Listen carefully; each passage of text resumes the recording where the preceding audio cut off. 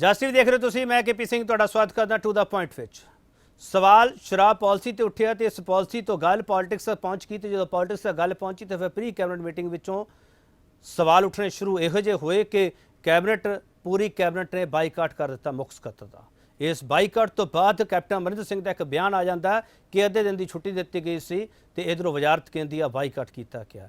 ਇਧਰੋਂ ਜਵਾਬ ਸੁਨੀਲ ਜਾਖੜ ਸਾਹਿਬ ਦਾ ਆਉਂਦਾ, ਜਿਹੜੇ ਪ੍ਰਧਾਨ ਨੇ ਪੰਜਾਬ ਕਾਂਗਰਸ ਦੇ, ਉਹ ਕਹਿੰਦੇ ਆ ਕਿ ਕੈਪਟਨ ਸਾਹਿਬ ਦਾ ਇਸ਼ਾਰਾ ਸਮਝਣ ਮੁੱਖ ਸਕੱਤਰ ਜੀ।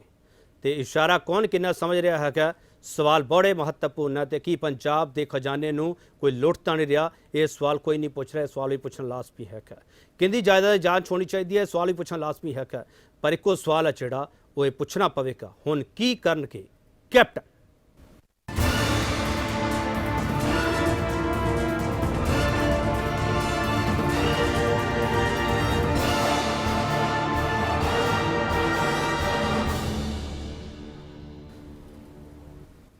इस सारे सीक्वेंस ਨੂੰ ਸਮਝਣ ਦੇ ਲਈ ਕੈਬਨਿਟ ਮੀਟਿੰਗ ਚੋਂ ਬਾਹਰ ਆਉਂਦੇ ਆ ਮਨਪ੍ਰੀਤ ਸਿੰਘ ਬਾਦਲ, ਖਜ਼ਾਨਾ ਮੰਤਰੀ। ਉਹ ਬਾਹਰ ਆ ਕੇ ਕੀ ਕਹਿੰਦੇ ਆ, ਪਹਿਲਾਂ ਉਹਨਾਂ ਸਾਰੀਆਂ ਚੀਜ਼ਾਂ ਨੂੰ ਸੁਣ ਲਈਏ, ਉਸ ਤੋਂ ਬਾਅਦ ਚਰਚਾ ਕਰਾਂਗੇ। जो तमाम अख्तियारात हैं उस कैबिनेट में वो सीएम को दे दिए। पॉलिसी पे आज बहस नहीं हुई, अख्तियारात सीएम को दे दिए। और नफ़ा नुकसान जो है वो हमने बोला है कि सीएम साहब, क्योंकि खुद टैक्सेशन मिनिस्टर हैं और there is a sense of urgency, क्योंकि जितने दिन पंजाब के लिकर वेंड्स बंद रहेंगे उतना पंजाब का नुकसान है। So CM has been authorised to take whatever decisions necessary in the highest interest of the state of Punjab. और उनका जो अंदाज़े गुफ्तगू था वो चीफ सेक्रेटरी के जो मनसब है, उनके जो ऑफिस है, उसको ज़ेब नहीं देता। और मुझे लगता है वो जो पंजाब की कैबिनेट है उनकी शायान शान में भी नहीं था। तो मैंने ये प्रपोजल दी कि अगर चीफ सेक्रेटरी पंजाब के कंटिन्यू करते हैं तो मेरे लिए ये नामुमकिन होगा कि मैं उस कैबिनेट या उस मीटिंग में बैठूं जहां चीफ सेक्रेटरी करण अवतार सिंह उसी में बैठे हों। तो वो चन्नी जी पे दरअसल उन्होंने ये नाजेबा अल्फाज जो है वो यूज़ करे थे। तो चन्नी साहब ने बोला जी मैं भी उस कैबिनेट का हिस्सा या उसमें शिरकत नहीं कर सकता जहाँ चीफ सेक्रेटरी होंगे। तो सीएम ने बोला भी आप अपना डिसीजन रिकॉर्ड करवा दीजिएगा। तो यूनैनिमसली सारे कैबिनेट ने ये बोला, ये रिकॉर्ड करवा दिया है। सीएम साहब ने ये नोट किया कि ये कैबिनेट का यूनैनिमस डिसीजन है। हमने सीएम साहब से ये दरख्वास्त करी है कि ये फैसला अब आपने करना है कि चीफ सेक्रेटरी साहब को मीटिंग में बुलाया करेंगे कि हमें। ਵੱਡਾ ਸਵਾਲ ਇੱਕੋ ਪੁੱਛਿਆ ਜਾਵੇਗਾ ਇਸ ਚਰਚਾ ਦੇ ਵਿੱਚ। ਵੱਡਾ ਸਵਾਲ ਇਹ ਪੁੱਛਾਂਗੇ, ਐਕਸਾਈਜ਼ ਪਾਲਿਸੀ ਤੇ ਪਏ ਸਿਆਸੀ ਪੰਗੇ ਵਿੱਚ ਪੰਜਾਬ ਦੀ ਆਵਾਮ ਤੋਂ ਕੀ ਲੁਕੋਇਆ ਜਾ ਰਿਹਾ, ਇਸ ਸਵਾਲ ਤੇ ਬਹਿਸ ਕਰਾਂਗੇ। ਪੈਨਲ ਸਾਡਾ ਮੌਜੂਦ ਹੈਗਾ, ਹੁਣ ਤੁਹਾਡਾ ਤਾਰੁਫ ਕਰਾ ਰਹੇ ਹਾਂ। ਫਤਿਹ ਜੰਗ ਸਿੰਘ ਬਾਜਵਾ, ਇਹ ਕਾਦੀਆਂ ਤੋਂ ਵਿਧਾਇਕ ਨੇ ਤੇ ਬਾਜਵਾ ਪਰਿਵਾਰ ਦੇ ਨਾਲ ਇਹਨਾਂ ਸੰਬੰਧ ਹੈ, ਜਿਹੜੀ ਪੰਜਾਬ ਦੀ ਸਿਆਸਤ ਵਿੱਚ ਵੱਡਾ ਰੋਲ ਅਦਾ ਕਰ ਰਹੀ ਹੈ। ਫਤਿਹ ਜੰਗ ਸਿੰਘ ਬਾਜਵਾ ਹੋਣਗੇ ਸਾਡੇ ਨਾਲ, ਤੇ ਇਸ ਤੋਂ ਇਲਾਵਾ ਅਮਨ ਅਰੋੜਾ ਹੋਣਗੇ। ਇਹ ਪੰਜਾਬ यूनिट आम आदमी पार्टी के सह प्रधान ने, ते इस तो इलावा ये विधायक ने ते यूथ के वड्डे चेहरे ने आम आदमी पार्टी के। तो इन्होंने कुछ चिट्ठी भी लिखी हैगी, चिट्ठी पत्र भी किया है इस मामले के संबंध में। इस करके अमन अरोड़ा नूं सद्या। अक्सर कहा जाता है कि ये सुनाम तो विधायक है, प्रचलित यही है, पर सुनाम के नाल सुनाम उधम सिंह वाला जिहड़ा अक्सर असीं भुल जाते हैं, ये उत्थों विधायक है। तो उत्थों ਦੀ ਜਿਹੜੀ ਧਰਤੀ ਹੈ ਕੀ ਹੈ ਉਹ ਅਲਾਉ ਨਹੀਂ ਕਰਦੀ ਕਿ ਕਿਸੇ ਗੱਲ ਤੇ ਗੱਲ ਹੈ ਜਿਹੜੀ ਗੋਲਮਾਲ ਕੀਤੀ ਜਾਵੇ, ਉਹ ਜਿਹੜੀ ਸਿੱਧੀ ਤੇ ਸਪਸ਼ਟ ਗੱਲ ਕੀਤੀ ਜਾਵੇ। ਇਹ ਧਰਤੀ ਉੱਥੋਂ ਦੀ ਕਹਿੰਦੀ ਹੈ। ਇਸ ਕਰਕੇ ਅਮਰ ਅਰੋੜਾ ਨੂੰ ਸੱਦਿਆ। ਅਮਰ ਅਰੋੜਾ, ਤੁਹਾਡਾ ਬਹੁਤ ਸਵਾਗਤ ਹੈ ਸਰ। ਮਿਹਰਬਾਨੀ KP ਜੀ, ਤੁਹਾਡਾ ਵੀ, ਸਾਰੇ ਸਰੋਤਾਵਾਂ ਦਾ ਵੀ, ਬਾਜਵਾ ਸਾਹਿਬ ਦਾ ਵੀ, ਸਾਰਿਆਂ ਨੂੰ ਸਤਿ ਸ਼੍ਰੀ ਅਕਾਲ, ਨਮਸਕਾਰ। ਪ੍ਰਮਾਤਮਾ ਤੁਹਾਨੂੰ ਸਾਰਿਆਂ ਨੂੰ ਚੜ੍ਹਦੀ ਕਲਾ ਦੇ ਵਿੱਚ ਰੱਖੇ। ਤੇ ਮੈਂ ਤੁਹਾਨੂੰ ਅਪਡੇਟ ਕਰਦਾ ਜੀ, ਮੈਂ ਸਹਿ ਪ੍ਰਧਾਨ ਹਾਂ, ਮੈਂ ਪਾਰਟੀ ਦਾ ਇੱਕ ਛੋਟਾ ਜਿਹਾ ਵਰਕਰ ਹਾਂ। ਸਹਿ ਪ੍ਰਧਾਨਗੀ ਬਹੁਤ ਸਾਲ ਪਹਿਲਾਂ ਛੱਡਤੀ ਸੀ, ਛੋਟਾ ਜਿਹਾ ਵਰਕਰ ਹਾਂ ਜੀ ਪਾਰਟੀ ਦਾ। ਤੁਹਾਡੀ ਪਾਰਟੀ ਹਜੇ ਤੱਕ ਲਿਖਦੀ ਪਈ, ਇਸ ਲਈ ਮੈਂ ਕਲੈਰੀਫਿਕੇਸ਼ਨ ਲਈ ਸਹਿ ਪ੍ਰਧਾਨ ਜਾਣਬੁੱਝ ਕੇ ਬੋਲਿਆ ਅਮਰ ਅਰੋੜਾ ਜੀ। ਤੁਹਾਡੀ ਪਾਰਟੀ ਇਹ ਉਹਨਾਂ ਦਾ ਪਿਆਰ, ਉਹਨਾਂ ਦੀ ਵਡਿਆਈ ਹੈ ਜੀ। ਇਹ ਉਹਨਾਂ ਦਾ ਪਿਆਰ ਸਤਿਕਾਰ ਹੈ ਜੀ ਕਿ ਉਹ ਹਜੇ ਵੀ ਮੰਨਦੇ ਨੇ, ਪਰ ਮੈਂ I had ਰਿਜ਼ਾਈਨਡ it long back. ਚਲੋ ਮੈਂ ਤਾਂ ਹੀ ਬੋਲਿਆ ਵੀ ਉਸ ਧਰਤੀ ਤੋਂ ਆਵਾਜ਼ ਸਿੱਧੀ ਹੋਣੀ ਚਾਹੀਦੀ ਹੈ। ਬਾਜਵਾ ਸਾਹਿਬ, ਤੁਹਾਡਾ ਵੀ ਬਹੁਤ ਸਵਾਗਤ ਹੈ ਸਰ। ਆਵਾਜ਼ ਸਿੱਧੀ ਔਰ ਬੁਲੰਦ ਹੋਊਗੀ ਜੀ, ਫਿਕਰ। ਸਤਿ ਸ਼੍ਰੀ ਅਕਾਲ ਕੇਪੀ ਜੀ। ਸਤਿ ਸ਼੍ਰੀ ਅਕਾਲ ਜੀ। ਤੇ ਸਾਰੇ ਦੁਨੀਆ ਭਰ ਜਸ ਟੀਵੀ ਦਾ ਸਾਰੇ ਸਰੋਤਿਆਂ ਦਾ ਧੰਨਵਾਦ, ਔਰ ਛੋਟੇ ਵੀਰ ਅਮਨ ਜੀ ਦਾ ਵੀ ਬਹੁਤ ਬਹੁਤ ਧੰਨਵਾਦ। ਤੁਸੀਂ ਪਿਆਰ ਨਾਲ ਬੁਲਾਉਂਦੇ ਹੋ, ਔਰ ਅਸੀਂ ਆਪਣੇ ਦਿਲ ਦੀ ਗੱਲ ਬਿਲਕੁਲ ਬੇਬਾਕੀ ਨਾ ਕਰਾਂਗੇ, ਖੁੱਲ ਕੇ ਕਰਾਂਗੇ। ਚਲੋ ਬੇਬਾਕੀ ਨਾਲ ਸਰ ਦੱਸ ਦਿਓ ਕਿ ਜਿਹੜਾ ਇਹ ਸਾਰਾ ਪੰਗਾ ਪਿਆ, ਇਸ ਪੰਗੇ ਦੇ ਪਿੱਛੇ ਹਿੱਸਾ ਪੱਤੀ ਦਾ ਰੋਲਾ ਜਾਂ ਕੋਈ ਹੋਰ ਰੋਲਾ? ਅੱਜ ਸਪਸ਼ਟ ਗੱਲ ਕਰ ਦਿਓ ਬਾਜਵਾ ਸਾਹਿਬ। ਗੱਲ ਇਹ ਹੈ ਵੀ ਗੱਲ ਬੜੀ ਸਿੱਧੀ ਹੈ। ਉਸ ਵਕਤ ਜਦੋਂ ਕੈਬਨਿਟ ਦੀ ਮੀਟਿੰਗ ਤੋਂ ਪਹਿਲੇ ਪ੍ਰੀ ਕੈਬਨਿਟ ਮੀਟਿੰਗ ਬੁਲਾਈ ਗਈ ਸੀ, ਉਹਦੇ ਵਿੱਚ ਤੁਸੀਂ ਮਨਪ੍ਰੀਤ ਜੀ ਦਾ ਬਿਆਨ ਸੁਣਿਆ, ਉਸ ਤੋਂ ਬਾਅਦ ਦਾ ਸੁਣਿਆ। ਉੱਥੇ ਵੀ ਚੀਫ ਸੈਕਟਰੀ ਸਾਹਿਬ ਨੇ ਜਦੋਂ ਉਹਨਾਂ ਸਾਹਮਣੇ ਐਕਸਾਈਜ਼ ਪਾਲਿਸੀ ਦਾ ਰੱਖਿਆ ਮੁੱਦਾ, ਤੇ ਮਨਪ੍ਰੀਤ ਜੀ ਨੇ ਗੱਲ ਕੀਤੀ, ਸਾਡੇ ਫਾਈਨੈਂਸ ਮਿਨਿਸਟਰ ਨੇ, ਵੀ ਤੁਸੀਂ ਐਂਕੜੇ ਤੇ ਸਾਨੂੰ ਟਾਰਗੇਟ ਦੇ ਦਿੰਦੇ ਹੋ, ਪਰ ਟਾਰਗੇਟ ਤੋਂ ਆਪਾਂ ਕਿਤੇ ਨਾ ਕਿਤੇ ਪਿੱਛੇ ਰਹਿ ਜਾਂਦੇ ਆ। ਜਦੋਂ ਟਾਰਗੇਟ ਤੇ ਅਸੀਂ ਪਿੱਛੇ ਰਹਿ ਜਾਂਦੇ ਆ ਤੇ ਫਿਰ ਉਹਦਾ ਕੀ ਕਾਰਨ ਹੈ? ਵੀ ਆਪਣੀ ਐਕਸਾਈਜ਼ ਬਾਜਵਾ ਸਾਹਿਬ ਟਾਰਗੇਟ ਤੋਂ ਅੱਜ ਹੀ ਉਖਿਆਈ ਹੋਈ ਆ, 3 ਸਾਲ ਪਹਿਲਾਂ ਕਿਉਂ ਨਹੀਂ ਹੋਈ? 2 ਸਾਲ ਪਹਿਲਾਂ ਕਿਉਂ ਨਹੀਂ ਹੋਈ? ਦੇਖੋ ਕੇਪੀ ਜੀ, ਗੱਲ ਇਹ ਹੈ ਵੀ ਜਦੋਂ ਟਾਰਗੇਟ ਤੋਂ ਘੱਟ ਜਦੋਂ ਪੈਸੇ ਆਉਂਦੇ ਨੇ, ਨੈਚੁਰਲੀ ਤੁਸੀਂ ਤਨਖਾਹਾਂ ਦੇਣੀਆਂ, ਤੁਸੀਂ ਸਭ ਕੁਝ ਦੇਣਾ, ਤਾਂ ਹੀ ਫਾਈਨੈਂਸ ਮਿਨਿਸਟਰ ਸਾਹਿਬ ਦਾ ਇੱਕ ਕੁਐਸਚਨ ਸੀ। ਸੋ ਉਹਨਾਂ ਦਾ ਕੁਐਸਚਨ ਦਾ ਜਿਹੜਾ ਜਵਾਬ ਸੀ, ਉਹ ਚੀਫ ਸੈਕਟਰੀ ਸਾਹਿਬ ਨੇ ਕਿਤੇ ਰੁੱਖੇ ਢੰਗ ਨਾਲ ਦਿੱਤਾ, ਔਰ ਉਸੇ ਗੱਲ ਤੇ ਉਹ ਵਾਕਆਊਟ ਕੀਤੇ। ਗੱਲ ਅਸੀਂ ਵੀ ਚੀਫ ਸੈਕਟਰੀ ਕੋ, ਅਸੀਂ ਵੀ ਆਪਣੇ, ਸਾਡੇ ਚੀਫ ਮਿਨਿਸਟਰ ਸਾਹਿਬ ਵੀ ਐਕਸਾਈਜ਼ ਦਾ ਮਹਿਕਮਾ ਉਹਨਾਂ ਕੋਲ ਹੈ, ਅਸੀਂ ਵੀ ਇਹ ਸਮਝਣਾ ਚਾਹੁੰਦੇ ਹਾਂ ਵੀ ਕੀ ਕਾਰਨ ਹੈ ਵੀ ਜਿਹੜਾ ਸਾਡਾ ਟਾਰਗੇਟ ਹੈ, ਜਿਹੜਾ ਸਾਡਾ ਐਕਸਾਈਜ਼ ਦਾ ਸਾਡਾ ਮੇਜਰ ਟਾਰਗੇਟ ਹੈ ਪੰਜਾਬ ਦਾ, ਸਾਨੂੰ ਉੱਥੋਂ ਪੈਸਾ ਆਉਂਦਾ ਹੈ, ਤੇ ਉਹ ਕੀ ਗੱਲ ਆਪਾਂ ਟਾਰਗੇਟ ਕਿਉਂ ਨਹੀਂ ਅਚੀਵ ਕਰ ਸਰ ਚੀਫ ਸੈਕਟਰੀ ਸਾਹਿਬ ਆਪਦੇ ਕੋਲੋਂ ਕਹਿ ਰਹੇ ਸੀ ਸਾਰਾ ਕੁਝ, ਉਹ ਕੈਪਟਨ ਸਾਹਿਬ ਨੂੰ ਮਿਲ ਕੇ ਆਏ ਸੀ, ਤਾਂ ਹੀ ਉੱਥੇ ਗੱਲ ਕਰ ਰਹੇ ਸੀ ਨਾ ਬਾਜਵਾ ਸਾਹਿਬ। ਦੇਖੋ ਉਹਨਾਂ ਦੀ ਜਿਹੜੀ ਪਾਲਿਸੀ ਸੀ, ਜਿਹੜੀ ਉਹਨਾਂ ਨੇ ਕਿਹਾ ਸੀ ਵੀ ਅਸੀਂ ਹੋਮ ਡਿਲੀਵਰੀ ਕਰਨੀ ਹੈ, ਉਹ ਪਾਲਿਸੀ ਤਾਂ ਨਹੀਂ ਸੀ ਕੈਬਨਿਟ ਮਿਨਿਸਟਰ ਉੱਤੇ ਸਹਿਮਤ। ਉਹਨਾਂ ਨੇ ਕਿਹਾ ਵੀ ਸਾਰੀ ਦੁਨੀਆ ਦੀ ਆਵਾਜ਼ ਆ ਰਹੀ ਹੈ ਵੀ ਹੋਮ ਡਿਲੀਵਰੀ ਪੰਜਾਬ ਦੇ ਵਿੱਚ, ਫਿਰ ਪਾਲਿਸੀ ਦਾ ਵਿਰੋਧ ਹੈ ਨਾ ਸਰ ਬਾਜਵਾ ਸਾਹਿਬ, ਪਾਲਿਸੀ ਦਾ ਵਿਰੋਧ ਹੈ। ਜੇ ਪਾਲਿਸੀ ਦਾ ਵਿਰੋਧ ਹੈ ਤਾਂ ਕੈਪਟਨ ਅਮਰਿੰਦਰ ਸਿੰਘ ਦਾ ਵਿਰੋਧ ਹੈ, ਦਾ ਮਤਲਬ ਇਹ ਹੈ। ਇਹ ਨਹੀਂ ਕੇਪੀ ਜੀ, ਦੇਖੋ ਪਾਲਿਸੀ ਦਾ ਵਿਰੋਧ, ਬੈਠੇ ਤੁਸੀਂ ਇੱਕ ਟੀਮ ਹੈ, ਤੁਹਾਡਾ ਇੱਕ ਟੀਮ ਵਰਕ ਹੈ, ਤੁਹਾਨੂੰ ਪਾਲਿਸੀ ਤੇ ਕਿਤੇ ਕੋਈ ਚੀਜ਼ ਠੀਕ ਨਹੀਂ ਲੱਗਦੀ ਤੇ ਤੁਹਾਡਾ ਹੱਕ ਤੇ ਬਣਦਾ ਹੈ ਨਾ ਵੀ ਤੁਸੀਂ ਆਪਣੀ ਟੀਮ ਵਿੱਚ ਉਸ ਚੀਜ਼ ਨੂੰ ਉਹਦਾ ਸੁਝਾਅ ਦਿਓ, ਉਸ ਨੂੰ ਕਰੈਕਟ ਕਰੋ। ਜੇ ਕਿਤੇ ਪਾਲਿਸੀ ਵਿੱਚ ਕਿਤੇ ਊਮਤਾ ਨਹੀਂ ਹੈ ਤੇ ਉਹਨੂੰ ਕਰੈਕਸ਼ਨ ਵੀ ਤੇ ਹੋਣੀ ਜ਼ਰੂਰੀ ਹੈ। ਠੀਕ ਹੈ ਅਮਰ ਅਰੋੜਾ ਜੀ, ਮਾਮਲਾ ਪੂਰਾ ਕੀ ਹੈ? ਆਮ ਆਦਮੀ ਪਾਰਟੀ ਨੂੰ ਸਮਝ ਆ ਰਿਹਾ ਹੈ ਜਾਂ ਆਮ ਆਦਮੀ ਪਾਰਟੀ ਸਿਰਫ ਚਿੱਠੀਆਂ ਲਿਖਣ ਤੱਕ ਸੀਮਤ ਹੈ? ਅਰੋੜਾ ਸਾਹਿਬ, ਆਮ ਆਦਮੀ ਪਾਰਟੀ ਕੇਪੀ ਜੀ ਬੜੀ ਲੰਮੇ ਸਮੇਂ ਦੀ ਸਮਝੀ ਬੈਠੀ ਹੈ, ਤੇ ਉਹਦੇ ਵਾਸਤੇ ਅਸੀਂ ਪਿਛਲੇ ਸਮੇਂ ਦੇ ਵਿੱਚ ਇਸ ਬਜਟ ਸੈਸ਼ਨ ਦੇ ਵਿੱਚ ਇੱਕ, ਮੈਂ ਤੁਹਾਨੂੰ ਬੈਕਗ੍ਰਾਉਂਡ ਦੇ ਵਿੱਚ ਲੈ ਕੇ ਜਾਊਂਗਾ। ਮੈਂ 2017 ਜਦੋਂ ਸਰਕਾਰ ਬਣੀ ਹੈ ਇਹਨਾਂ ਨੇ ਮੈਨੀਫੈਸਟੋ ਚ ਕਾਂਗਰਸ ਪਾਰਟੀ ਨੇ ਕਿਹਾ ਸੀ ਅਸੀਂ ਲਿਕਰ ਮਾਫੀਆ ਖਤਮ ਕਰਾਂਗੇ ਤੇ ਲਿਕਰ ਕਾਰਪੋਰੇਸ਼ਨ ਜਿਹੜੀ ਉਹ ਬਣਾਵਾਂਗੇ। ਉਦੋਂ ਜਦੋਂ ਕਿਉਂਕਿ 16 ਮਾਰਚ ਨੂੰ ਸਰਕਾਰ ਬਣੀ, ਉਦੋਂ ਲਿਕਰ ਪਾਲਿਸੀ ਜਿਹੜੀ ਮਨਪ੍ਰੀਤ ਜੀ ਨੇ ਇਹ ਕਿਹਾ ਸੀਗਾ ਕਿ ਕਿਉਂਕਿ ਇਹ ਸਾਲ ਫਾਈਨੈਂਸ਼ੀਅਲ ਈਅਰ ਸ਼ੁਰੂ ਹੋ ਚੁੱਕਿਆ, ਸੋ ਇਸ ਸਾਲ ਨੂੰ ਛੱਡ ਦੋ, 18 ਦੇ ਵਿੱਚ ਅਸੀਂ ਕਾਰਪੋਰੇਸ਼ਨ ਬਣਾਵਾਂਗੇ ਤੇ ਮਾਫੀਆ ਖਤਮ ਕਰ ਦਾਂਗੇ। 18 ਚ ਇਹਨਾਂ ਨੇ ਕੱਖ ਨਹੀਂ ਕੀਤਾ ਹੈਗਾ, ਸੇਮ ਪਾਲਿਸੀ ਜਿਹੜੀ ਉਹ ਕੰਟੀਨਿਊ ਕਰ ਲਈ। ਜਦੋਂ ਵੇਟ ਕਰਕੇ 1.5 ਸਾਲ ਇਹਨਾਂ ਨੇ ਕੁਝ ਨਹੀਂ ਕੀਤਾ ਹੈਗਾ। ਮੈਂ ਖੁਦ ਆਪ 2019 ਦੇ ਬਜਟ ਸੈਸ਼ਨ ਦੇ ਵਿੱਚ ਤੇ ਉਸ ਤੋਂ ਬਾਅਦ ਫਿਰ 2020 ਦੇ ਬਜਟ ਸੈਸ਼ਨ ਦੇ ਵਿੱਚ ਲਿਕਰ ਪਾਲਿਸੀ ਬਣਾ ਕੇ ਐਕਸਾਈਜ਼ ਕਾਰਪੋਰੇਸ਼ਨ ਬਣਾਉਣ ਦਾ ਪ੍ਰਾਈਵੇਟ ਮੈਂਬਰ ਬਿੱਲ ਲੈ ਕੇ ਆਇਆ ਸੀਗਾ। ਮੈਂ ਉਹਦੇ ਆਧਾਰ ਦੇ ਉੱਪਰ 300 ਪੇਜਾਂ ਦੀ ਆਰਟੀਆਈ ਪਿਛਲੇ ਵਿਧਾਨ ਸਭਾ ਸੈਸ਼ਨ ਦੇ ਵਿੱਚ ਮੈਂ ਪੇਸ਼ ਕੀਤੀ ਸੀਗੀ, ਜਿਹਦੇ ਵਿੱਚ 2116 ਐਫਆਈਆਰਾਂ ਦਾ ਵੇਰਵਾ ਦਰਜ ਸੀਗਾ, ਜਿਹਦੇ ਵਿੱਚ ਕਾਂਗਰਸ ਦੇ ਔਰ ਪਿਛਲੀ ਸਰਕਾਰ ਦੇ, ਅਕਾਲੀ ਦਲ ਦੀ ਸਰਕਾਰ ਦੇ ਵੱਡੇ ਨਾਮਵਰ ਲੋਕਾਂ ਦੇ, ਉਹਨਾਂ ਦੀਆਂ ਡਿਸਟਿਲਰੀਆਂ ਦੇ, ਉਹਨਾਂ ਦੇ ਠੇਕੇਦਾਰਾਂ ਦੇ, ਰਿਟੇਲ ਹੋਲਸੇਲ ਤੇ ਡਿਸਟਿਲਰੀਆਂ ਦੇ ਨਾਮ ਹਾਜ਼ਰ ਸੀਗੇ।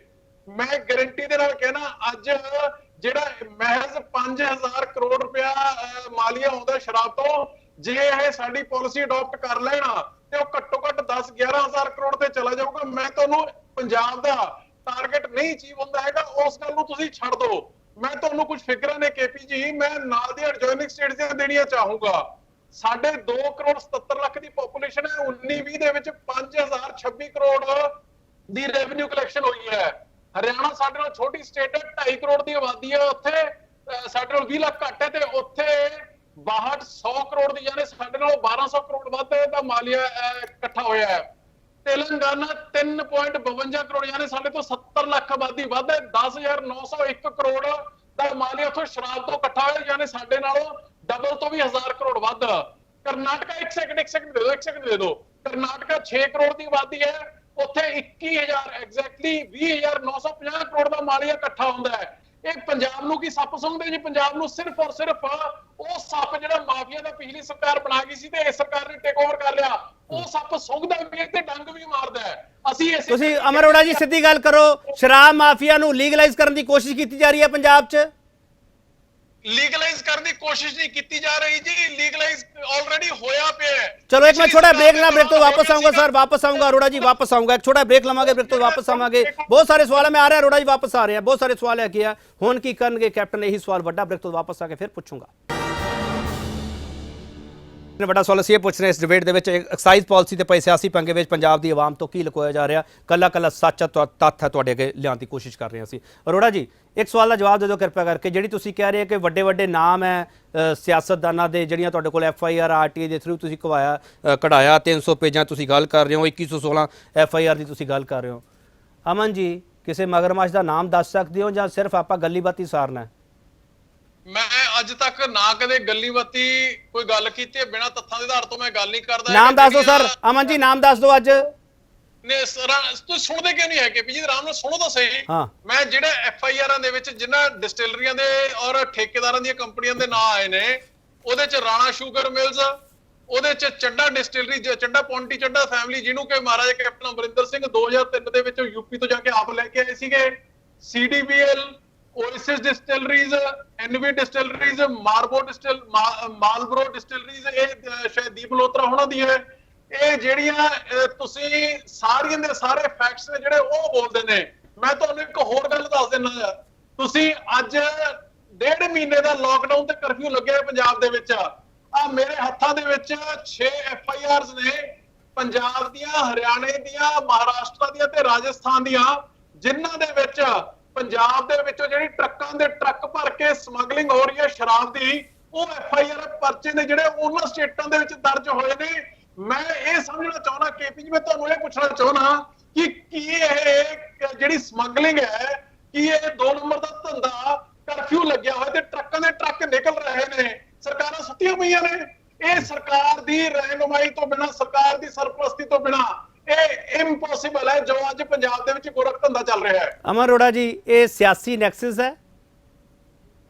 ਸਿਆਸਤ ਦਾ, ਅਫਸਰਾਂ ਦਾ, ਮਾਫੀਆ ਦਾ, ਪੁਲਿਸ ਦਾ, ਇਹ ਸਾਰੇ ਦਾ ਸਾਰਾ ਨੈਕਸਸ ਹੈ। ਪਿਛਲੀ ਸਰਕਾਰ ਵੇਲੇ ਦਾ ਚੱਲ ਰਿਹਾ ਹੈ ਤੇ ਇਸ ਮੌਜੂਦਾ ਸਰਕਾਰ ਨੇ ਉਹਨੂੰ ਟੇਕ ਓਵਰ ਕਰ ਲਿਆ ਬੜੇ ਸਮੂਥ ਤਰੀਕੇ ਦੇ ਨਾਲ। ਠੀਕ ਹੈ ਸਰ।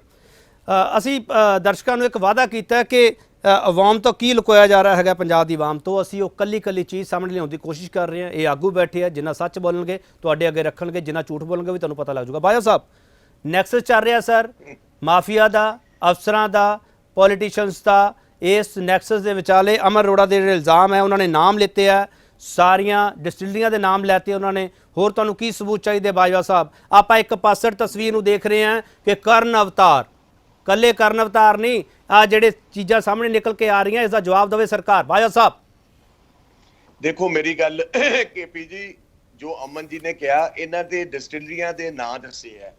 ਮੈਂ ਕਹਿੰਦਾ ਡਿਸਟਿਲਰੀਆਂ ਲਾਈਆਂ, ਲੋਕੀ ਵਪਾਰ ਕਰਦੇ ਨੇ, ਜੇ ਉਹਨਾਂ ਨੇ ਕਿਤੇ 2 ਨੰਬਰ ਦੀ ਵੇਚੀ ਹੈ, ਉਹਨਾਂ ਤੇ ਕਿਤੇ ਨਾ ਕਿਤੇ ਪਰਚੇ ਉਹ ਸਾਹਮਣੇ ਲਿਆਣ ਜ਼ਰੂਰ। ਮੈਂ ਇੱਕ ਗੱਲ ਦੀ ਮੰਗ ਕਰ ਰਿਹਾ, ਅਮਨ ਜੀ ਆ ਰਿਹਾ, ਮੈਂ ਇੱਕ ਗੱਲ ਦੀ ਮੰਗ ਕਰ ਰਿਹਾ। ਮੈਂ ਖੁਦ ਮੁੱਖ ਮੰਤਰੀ ਸਾਹਿਬ ਕੈਪਟਨ ਅਮਰਿੰਦਰ ਸਿੰਘ ਕੋ ਐਕਸਾਈਜ਼ ਦਾ ਮੈਂ ਮੁੱਖ ਮੰਤਰੀ ਸਾਹਿਬ ਕੋ ਮੰਗ ਕਰਦਾ ਵੀ ਮੁੱਖ ਮੰਤਰੀ ਸਾਹਿਬ ਪੂਰੀ ਇਨਕੁਆਇਰੀ ਹੋਣੀ ਚਾਹੀਦੀ ਹੈ ਔਰ ਪੰਜਾਬ ਦੇ ਲੋਕਾਂ ਨੂੰ ਸੱਚ ਪਤਾ ਲੱਗਣਾ ਚਾਹੀਦਾ ਹੈ। ਜੇ ਕਿਸੇ ਨੇ ਪੰਜਾਬ ਦੇ ਪੈਸਿਆਂ ਨੂੰ ਚੂਨਾ ਲਾਇਆ, ਜੇ ਕਿਸੇ ਨੇ ਲੋਕਡਾਊਨ ਦੇ ਵਿੱਚ ਨਜਾਇਜ਼ ਸ਼ਰਾਬ ਵੇਚੀ ਹੈ ਤੇ ਕਿਉਂ ਵੇਚੇ? ਅਸੀਂ ਇਹ ਗੱਲ ਕਹਿੰਦੇ ਆ ਕਿਉਂਕਿ ਕਰਨ ਅਵਤਾਰ ਸਿੰਘ ਦੇ ਬੇਟੇ ਤੇ ਰਾਜਾ ਵੜਿੰਗ ਜੀ ਨੇ ਇਸ ਗੱਲ ਦਾ ਕੀਤਾ ਸੀ, ਉਹਨਾਂ ਤੇ ਇਲਜ਼ਾਮ ਲਾਇਆ ਸੀ। ਅਸੀਂ ਇਹ ਵੀ ਗੱਲ ਕਹਿੰਦੇ ਆ ਵੀ ਇਸ ਚੀਜ਼ ਦੀ ਇਨਕੁਆਇਰੀ ਹੋਣੀ ਚਾਹੀਦੀ ਹੈ, ਮੁੱਖ ਮੰਤਰੀ ਕਰਨ ਇਨਕੁਆਇਰੀ ਔਰ ਕਰਕੇ ਪੰਜਾਬ ਦੇ ਆਵਾਮ ਨੂੰ ਸਾਹਮਣੇ ਲਿਆਣ।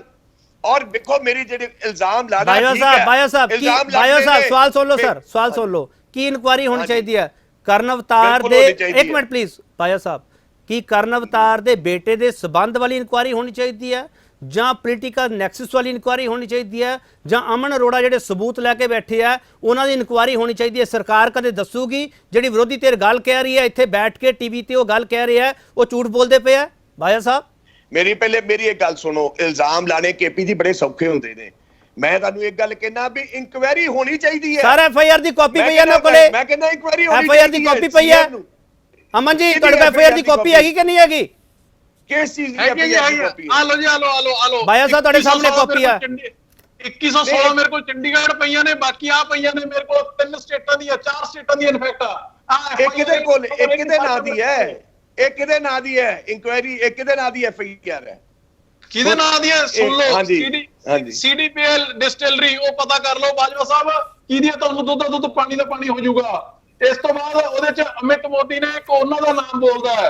ਉਸ ਤੋਂ ਬਾਅਦ ਤੁਹਾਡੇ ਕੋਲ ਆ ਮਹਾਰਾਸ਼ਟਰ ਦੇ ਮੇਰੇ ਕੋਲ ਇੱਕ ਨੋਟਿਸ ਪਿਆ ਹੈ ਜਿਹੜਾ ਕਿ ਪੰਜਾਬ ਸਰਕਾਰ ਨੂੰ ਭੇਜਿਆ ਹੈ, ਜਿਹਦੇ ਵਿੱਚ ਮਹਾਰਾਸ਼ਟਰ ਦੀ ਸਰਕਾਰ ਨੇ ਮਾਰਚ ਦੇ ਵਿੱਚ ਵੀ ਕਿਹਾ ਸੀਗਾ ਜਦੋਂ ਉਹ ਪਹਿਲਾਂ ਫੜੀ ਗਈ ਸੀਗੀ ਕਿ ਤੁਸੀਂ ਆ ਤੁਹਾਡੇ ਜਿਹੜੇ ਸ਼ੇਰਪੁਰ ਠਾਣਾ ਪੈਂਦਾ ਉੱਥੇ ਮਹਾਰਾਸ਼ਟਰ ਦੇ ਵਿੱਚ ਕਿ ਇਹ ਚ CDPL ਨੇ ਔਰ ਕਿਸ ਨਾਮ ਦੇ ਉੱਪਰ ਕਰਦੇ ਨੇ ਐਕਸਾਈਜ਼ ਦੀ ਚੋਰੀ ਕੀ ਹੈ ਜੀ, ਕਮਾਲ ਦੀ ਗੱਲ ਹੈ। ਫॉर ਸੇਲ CDPL ਕਿਹਦੀ ਕੰਪਨੀ ਹੈ ਅਮਨ ਜੀ? ਕਿਹਦੀ ਕੰਪਨੀ ਹੈ? ਮਾਰੇ ਤੁਸੀਂ ਕੁਝ ਸਰਕਾਰ ਵੀ ਕੁਝ ਕਰੋਗੇ, ਸਾਰਾ ਸ਼ਾਮਲ ਹੋਣਾ ਹੀ ਕਰੂਗਾ। ਉਹ ਦੱਸੋ ਨਾ ਕੰਪਨੀ ਹੈ ਕਿਹਦੀ ਹੈ? ਇੱਕ ਮਿੰਟ, ਤੁਹਾਨੂੰ ਸਾਰਾ ਕੁਝ ਮੈਂ ਹੀ ਕਰਾਂ? ਮੈਨੂੰ ਇਨਕੁਆਇਰੀ ਮਾਰਕ ਕਰ ਦੋ, ਮੈਂ ਦੁੱਧ ਪਾਣੀ ਦਾ ਬਣੂ ਕਰ ਦੂ 4 ਦਿਨਾਂ ਦੇ ਵਿੱਚ। ਚਲੋ ਜਦੋਂ ਇਨਕੁਆਇਰੀ ਤੁਹਾਡੀ ਵੀ ਹੋ ਜਾਏਗੀ, ਇਨਕੁਆਇਰੀਆਂ ਹੋ ਜਾਣਗੀਆਂ, ਉਹ ਨਹੀਂ ਕੋਈ ਗੱਲ। ਇਨਕੁਆਇਰੀ ਦੇਖੋ, ਡੋਂਟ ਇੱਕ ਮਿੰਟ ਬਾਇਆ ਸਾਹਿਬ ਬਸ ਸੁਣ ਲਈਏ, ਬਾਇਆ ਸਾਹਿਬ ਆ ਰਿਹਾ ਤੁਹਾਡੇ ਕੋਲ, ਆ ਰਿਹਾ, ਮੈਂ ਆ ਰਿਹਾ। Don't try to be rude. ਨਹੀਂ, I am not trying to be rude, please Fateh ji, you are like my elder brother, please ਪਰ ਆਰਾਮ ਨਾਲ ਗੱਲ ਕਰੋ ਨਾ, ਆਰਾਮ ਨਾਲ ਗੱਲ ਕਰੋ। ਅਮਨ ਜੀ ਆਪਣੀ ਗੱਲ ਪੂਰੀ ਕਰੋ ਪਲੀਜ਼। ਤੁਸੀਂ ਮੇਰੇ ਵੱਡੇ ਭਰਾ ਹੋ, ਮੇਰੀ KP ਸਾਹਿਬ ਹਾਂਜੀ ਬੋਲੋ। Let me complete. ਦੇਖੋ ਤੁਸੀਂ, ਮੈਂ ਫਤਿਹ ਜੀ ਮੇਰੇ ਵੱਡੇ ਭਰਾ ਨੇ, ਅਸੀਂ ਬਹੁਤ ਲੰਮਾ ਸਮਾਂ ਅੱਜ ਦੇ ਨਹੀਂ ਬਹੁਤ ਪਰਿਵਾਰ ਸਾਡੇ ਪੁਰਾਣੇ ਜਾਣਦੇ ਨੇ। ਮੇਰੀ ਇਹਨਾਂ ਨੂੰ ਸਿਰਫ ਬੇਨਤੀ ਇੰਨੀ ਹੈ ਕਿ ਜਿਹੜੀ ਇਹਨਾਂ ਨੇ ਗੱਲ ਕੀਤੀ ਕਿ ਪਰਚੇ ਹੋਣੇ ਚਾਹੀਦੇ ਨੇ, ਪਰਚੇ ਤਾਂ ਤੁਹਾਨੂੰ ਮੈਂ 2100 ਪਰਚਾ ਤੁਹਾਨੂੰ ਮੈਂ ਗਣਾਈ ਜਾਂਦਾ, ਜਿਨ੍ਹਾਂ ਦੇ ਪਰਚੇ ਮੇਰੇ ਕੋਲ ਦੀਆਂ ਕਾਪੀਆਂ ਪਈਆਂ ਨੇ। ਹੁਣ KP ਜੀ ਰੂਲ ਕੀ ਕਹਿੰਦਾ? ਐਕਸਾਈਜ਼ ਐਕਟ ਹੈ ਜਿਹੜਾ, ਉਹਦਾ ਸੈਕਸ਼ਨ 9 ਕਹਿੰਦਾ ਵੀ ਜੇ ਕੋਈ ਠੇਕੇਦਾਰ ਚਾਹੇ ਰਿਟੇਲ ਦੇ, ਚਾਹੇ ਥੋਕ ਦੇ, ਚਾਹੇ ਕੋਈ ਡਿਸਟਿਲਰੀ, ਜੇ ਕੋਈ ਬਿਨਾ ਹੋਲੋਗ੍ਰਾਮ ਤੋਂ, ਦੈਟ ਮੀਨਸ ਬਿਨਾ ਹੋਲੋਗ੍ਰਾਮ ਤੋਂ ਮੀਨਸ ਬਿਨਾ ਐਕਸਾਈਜ਼ ਡਿਊਟੀ ਪੇ ਕੀਤੇ ਕੋਈ ਸ਼ਰਾਬ ਵੇਚਦਾ ਫੜਿਆ ਜਾਂਦਾ ਹੈ ਤਾਂ ਪਹਿਲੀ ਵਾਰੀ ਉਹਦਾ ਲਾਇਸੈਂਸ ਰੱਦ ਹੋਊਗਾ ਤੇ ਦੂਜੀ ਵਾਰੀ ਪਰਮਾਨੈਂਟ ਉਹ ਡਿਸਟਿਲਰੀ, ਉਹ ਠੇਕਾ ਸੀਲ ਹੋ ਜਾਊਗਾ।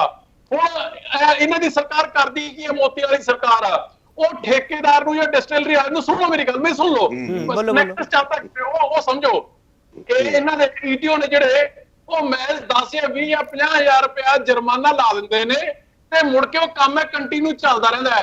ਹੁਣ ਮੈਨੂੰ ਤੁਸੀਂ ਇੱਕ ਗੱਲ ਦੱਸੋ KP ਜੀ, ਜਿਹੜਾ ਬੰਦਾ ਸ਼ਾਮ ਨੂੰ ਕਰੋੜਾਂ ਵੱਟਦਾ ਹੋਵੇ, ਜੇ ਉਹ 6 ਮਹੀਨਿਆਂ ਚ 20,000 ਜਾਂ 50,000 ਭਰ ਦੂਗਾ, ਉਹਨੂੰ ਕੀ ਦੁਖਦਾ? ਨੰਬਰ 1। ਨੰਬਰ 2, ਇਹਨਾਂ ਨੇ ਗੱਲ ਕੀਤੀ ਕਿ CS ਦੇ ਚੀਫ ਸੈਕਟਰੀ ਕਰਨ ਅਵਤਾਰ ਦੇ ਬੇਟੇ ਦੇ ਬਿਜ਼ਨਸਮੈਨਾਂ ਦੇ ਨਾਲ ਸੰਬੰਧ ਨੇ, ਐਗਰੀਡ ਮੰਨ ਲਿਆ, ਪਰ ਇੱਕ ਗੱਲ ਦੱਸੋ ਕਿ ਜੇ ਇਹ ਨੈਕਸਸ ਲੰਮੇ ਸਮੇਂ ਤੋਂ ਕਰਨ ਅਵਤਾਰ ਚਲਾ ਰਿਹਾ ਹੈ ਤੇ ਉਹਦੇ ਨੱਥ ਕਿਹੜੇ ਪਾਉਣੀ ਸੀਗੀ? ਮੁੱਖ ਮੰਤਰੀ ਨੇ। ਤੇ ਇਹਦਾ ਮਤਲਬ ਤੁਹਾਡਾ ਮੁੱਖ ਮੰਤਰੀ ਇਨਕੰਪੀਟੈਂਟ ਹੈ। ਸੋ ਇਸ ਕਰਕੇ ਪਲੀਜ਼ ਡੋਨਟ ਟਰਾਈ ਟੂ ਸ਼ਰਕ। ਠੀਕ ਹੈ ਅਮਨ ਜੀ, ਠੀਕ ਹੈ, ਤੁਹਾਡਾ ਸਵਾਲ ਆ ਗਿਆ। ਮੇਰੀ ਇੱਕ ਮਿੰਟ ਬਾਇਆ ਸਾਹਿਬ, ਇੱਕ ਮਿੰਟ ਬਾਇਆ ਸਾਹਿਬ, ਇੱਕ ਮਿੰਟ ਮੇਰਾ ਸਵਾਲ ਲੈ ਲਓ। ਆਪਸ ਆਰਗੂਮੈਂਟ ਨਾ ਕਰੋ sir. Via Sahib please, via ਸਾਹਿਬ ਆਪਸ ਆਰਗੂਮੈਂਟ ਨਾ ਕਰੋ, ਆਪਸ ਆਰਗੂਮੈਂਟ ਨਾ ਕਰੋ ਪਲੀਜ਼। ਮੇਰਾ ਸਵਾਲ ਲੈ ਲਓ ਬਾਇਆ ਸਾਹਿਬ।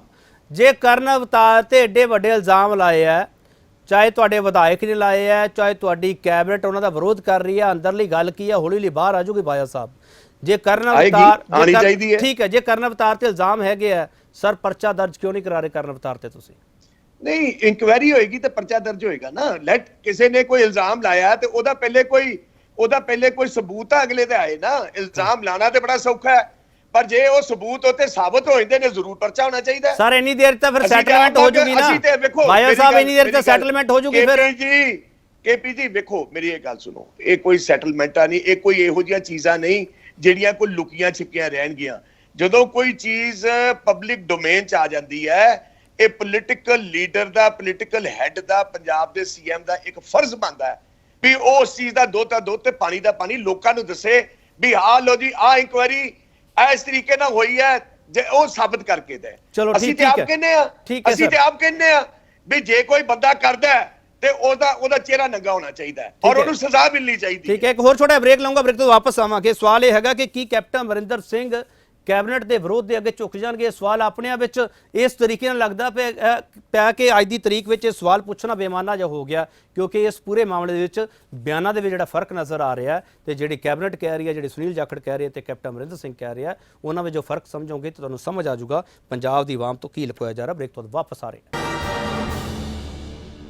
ਸਵਾਲ ਅਸੀਂ ਇਹ ਪੁੱਛ ਰਹੇ ਹਾਂ ਇਸ ਡਿਬੇਟ ਦੇ ਵਿੱਚ, ਐਕਸਾਈਜ਼ ਪਾਲਿਸੀ ਤੇ ਪਏ ਸਿਆਸੀ ਪੰਗੇ ਵਿੱਚ ਪੰਜਾਬ ਦੀ ਆਵਾਮ ਤੋਂ ਕੀ ਲੁਕੋਇਆ ਜਾ ਰਿਹਾ।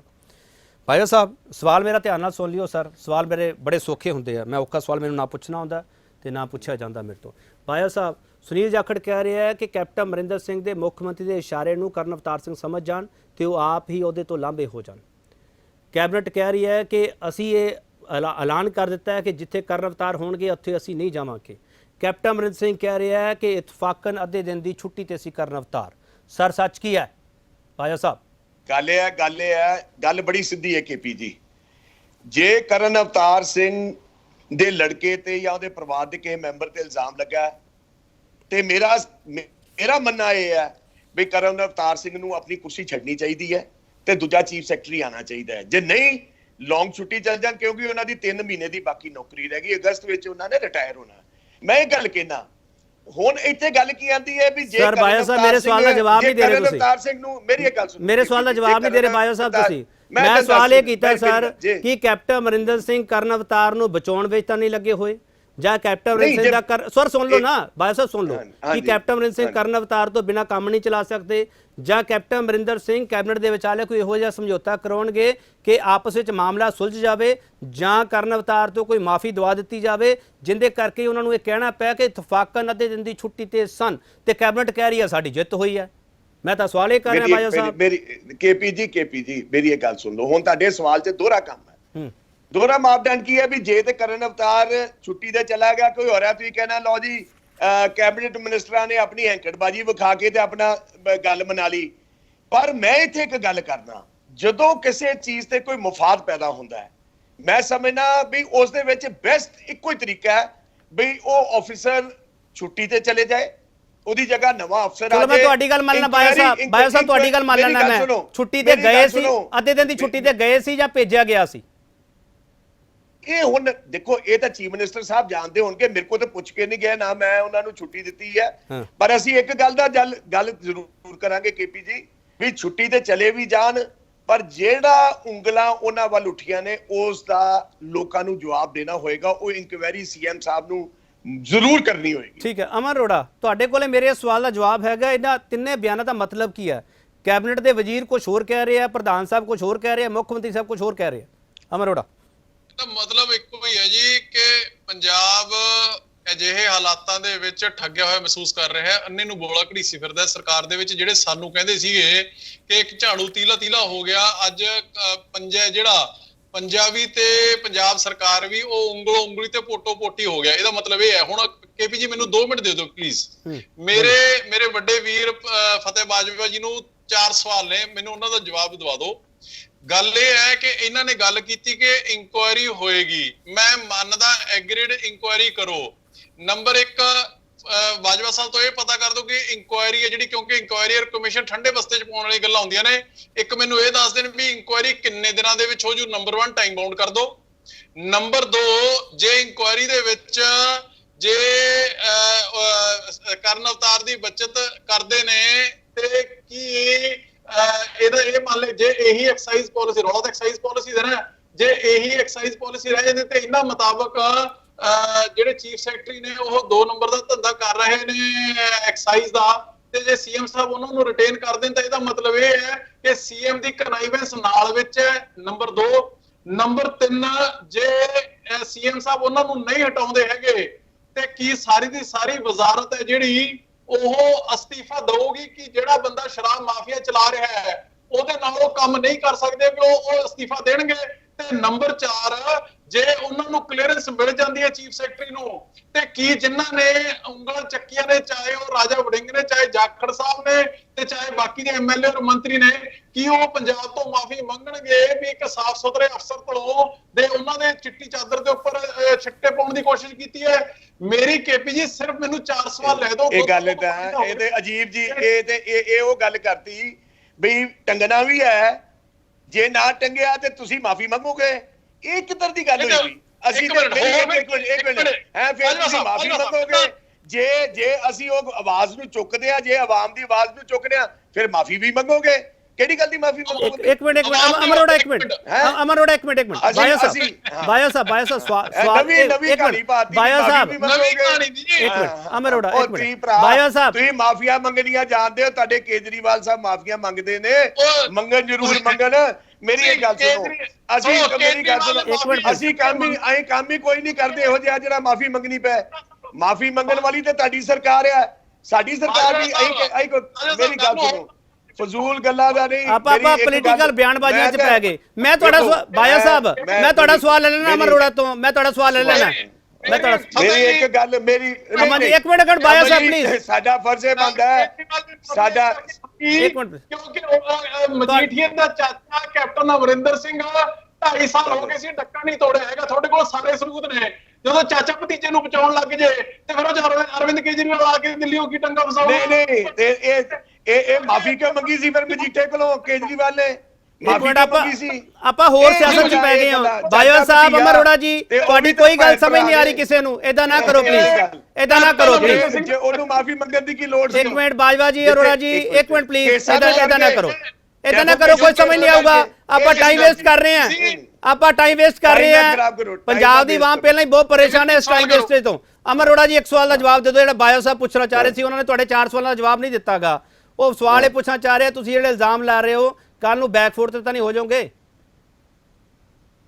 ਅਮਨ ਜੀ ਹਾਂਜੀ ਮੈਂ ਪਹਿਲਾਂ ਵੀ ਆਪਦੇ ਸਟੈਂਡ ਤੇ ਕਾਇਮ ਸੀਗਾ ਅੱਜ ਵੀ ਸਟੈਂਡ ਤੇ ਕਾਇਮ ਆ ਤੇ 100% ਆਪਦੇ ਸਟੈਂਡ ਤੇ ਕਾਇਮ ਆ ਤੇ ਮੈਂ ਇੱਕ ਅਨਾਉਂਸਮੈਂਟ ਹੋਰ ਕਰਨ ਲੱਗਿਆ ਕੇਪੀ ਜੀ ਜਿਹੜੀ ਪਾਲਿਸੀ ਮੈਂ ਕਹਿਣਾ ਇਹਨਾਂ ਨੂੰ ਉਹਨੂੰ ਅਡਾਪਟ ਕਰ ਲੈਣ 5 ਦਾ 10,000 ਕਰੋੜ ਐਕਸਾਈਜ਼ ਦਾ ਮਾਲੀਆ ਨਾ ਹੋਇਆ ਤਾਂ ਮੈਂ 2022 ਦੇ ਵਿੱਚ ਇਲੈਕਸ਼ਨ ਨਹੀਂ ਲੜੂੰਗਾ ਮੈਂ ਗਰੰਟੀ ਨਾਲ ਮੈਂ ਕੋਈ ਹਵਾਈ ਗੱਲ ਚੱਲਵੀਂ ਗੱਲ ਨਹੀਂ ਕਰਦਾ ਹੈਗਾ ਮੇਰੇ ਕੋਲ ਸਾਰੇ ਫੈਕਟਸ ਨੇ ਸਾਰੇ ਤੱਥ ਨੇ ਮੈਂ ਤੁਹਾਨੂੰ ਬਾਕੀ ਸਟੇਟਾਂ ਦੀ ਜਿਹੜੀਆਂ ਫਿਗਰਾਂ ਨੇ ਉਹ ਦੇ ਦਿੱਤੀਆਂ ਸੋ ਇਸ ਕਰਕੇ ਮੈਂ ਦੁਬਾਰਾ ਰਿਪੀਟ ਕਰਦਾ ਮੇਰੀ ਪਾਲਿਸੀ ਅਡਾਪਟ ਕਰ ਲੈਣ 1 ਸਾਲ ਦੇ ਲਈ ਡਬਲ ਨਾ ਹੋਇਆ I will not contest election in 2022 ਬਹੁਤ ਵੱਡੀ ਅਨਾਉਂਸਮੈਂਟ ਹੈ ਇਹ ਬਾਇਆ ਸਾਹਿਬ ਬਹੁਤ ਵੱਡੀ ਅਨਾਉਂਸਮੈਂਟ ਹੈ ਇਹ ਅਮਨ ਜੀ ਇੱਕ ਸਵਾਲ ਦਾ ਜਵਾਬ ਜਿਹੜੀ ਤੁਸੀਂ ਪਾਲਿਸੀ ਕਹਿ ਰਹੇ ਹੋ ਉਸ ਪਾਲਿਸੀ ਵਿੱਚੋਂ ਸਾਰਾ ਖਜ਼ਾਨਾ ਸਰਕਾਰ ਦੇ ਹਿੱਸੇ ਆਵੇਗਾ ਮਾਫੀਆ ਜਿਹੜਾ ਟੰਗਿਆ ਜਾਊਗਾ ਇਹ ਪਾਲਿਸੀ ਹੈ ਤੁਹਾਡੀ ਬਿਲਕੁਲ ਬੇਸਿਸ ਇਹੀ ਨੇ ਬਾਕੀ ਜਿਹੜੇ ਟੈਕਨੀਕੈਲਿਟੀਜ਼ ਨੇ ਉਹ ਜਦੋਂ ਤੁਸੀਂ ਕਹੋਗੇ ਉਹ ਐਲੈਬੋਰੇਟ ਕਰ ਦੂੰਗਾ ਤੁਹਾਨੂੰ ਠੀਕ ਹੈ ਸਰ ਬਾਇਆ ਸਾਹਿਬ ਨਹੀਂ ਬਾਇਆ ਸਾਹਿਬ ਇੱਕ ਮਿੰਟ ਬਾਇਆ ਸਾਹਿਬ ਮੁੱਖ ਵਿਰੋਧੀ ਧਿਰ ਦਾ ਕੰਮ ਹੁੰਦਾ ਸਰਕਾਰ ਨੂੰ ਜਗਾਉਣਾ ਘੰਟੀ ਮਾਰਨੀ ਸਰਕਾਰ ਨੂੰ ਜੇ ਉਹਨਾਂ ਕੋਲੇ ਕੋਈ ਇਹੋ ਜਿਹੇ ਫੈਕਟਸ ਹੈਗੇ ਆ ਜਾਂ ਤਾਂ ਤੁਸੀਂ ਉਹਦੇ ਤੇ ਕੰਮ ਨਹੀਂ ਕਰਨਾ ਚਾਹੁੰਦੇ ਤੁਸੀਂ ਮਾਫੀਆ ਨੂੰ ਨਾਲ ਲੈ ਕੇ ਚੱਲਣਾ ਚਾਹੁੰਦੇ ਹੋ ਇਸ ਲਈ ਖਜ਼ਾਨੇ ਨੂੰ ਚੂਨਾ ਲੱਗੀ ਜਾਵੇ ਫਿਰ ਕੋਈ ਚੱਕਰ ਨਹੀਂ ਫਿਰ ਆਪਾਂ ਪੋਲਿਟਿਕਸ ਕਰ ਲਓ ਸਰ ਕੇਜਰੀਵਾਲ ਦੀ ਮਾਫੀ ਦਾ ਜ਼ਿਕਰ ਵੀ ਕਰ ਲਓ ਸਾਰਾ ਜ਼ਿਕਰ ਕਰ ਲਓ ਫਿਰ ਬਾਇਆ ਸਾਹਿਬ ਮੇਰੀ ਗੱਲ ਸੁਣੋ ਉਹ ਪਾਲਿਸੀ ਹੈ ਕਿੱਥੇ ਹੈ ਸਾਡੇ ਕੋਲ ਤਾਂ ਪਾਲਿਸੀ ਹੈ ਨਹੀਂ ਇਹਨਾਂ ਕਿਹਨੂੰ ਦਿੱਤੀ ਹੈ ਸਾਨੂੰ ਨਹੀਂ ਪਤਾ ਜੇ ਇਹਨਾਂ ਪਾਲਿਸੀ ਦਿੱਤੀ ਇੱਕ ਮਿੰਟ ਮੈਨੂੰ ਗੱਲ ਕਲੀਅਰ ਕਰ ਜੇ ਇਹਨਾਂ ਨੇ ਕੋਈ ਪਾਲਿਸੀ ਦੇਖੋ ਮੈਂ ਤੁਹਾਨੂੰ ਉਹ ਟਾਈਮ ਮੰਗਦੇ ਪਏ ਸਰ ਟਾਈਮ ਮੰਗਦੇ ਪਏ ਹੋ ਕੇਪੀ ਜੀ ਗੱਲ ਇਦਾਂ ਹੈ ਵੀ ਜਦੋਂ ਸਾਡੀ ਸਰਕਾਰ ਆਈ ਸੀ 17 ਦੇ ਵਿੱਚ 18 ਵਿੱਚ ਨਵਜੋਤ ਸਿੱਧੂ ਤੇਲੰਗਾਨਾ ਜਾ ਕੇ ਉਹਨਾਂ ਨੇ ਸੈਂਡ ਦੇ ਉੱਤੇ ਵੀ ਇੱਕ ਪਾਲਿਸੀ ਲੈ ਕੇ ਆਂਦੀ ਸੀਗੀ ਉਹ ਲਿਆ ਕੇ ਸੀਐਮ ਸਾਹਿਬ ਨੂੰ ਦਿੱਤੀ ਪਾਲਿਸੀ ਵਿੱਚ ਕਈ ਖਾਮੀਆਂ ਨਿਕਲੀਆਂ ਜੇ ਇਹਨਾਂ ਦੀ ਕੋਈ ਪਾਲਿਸੀ ਹੈ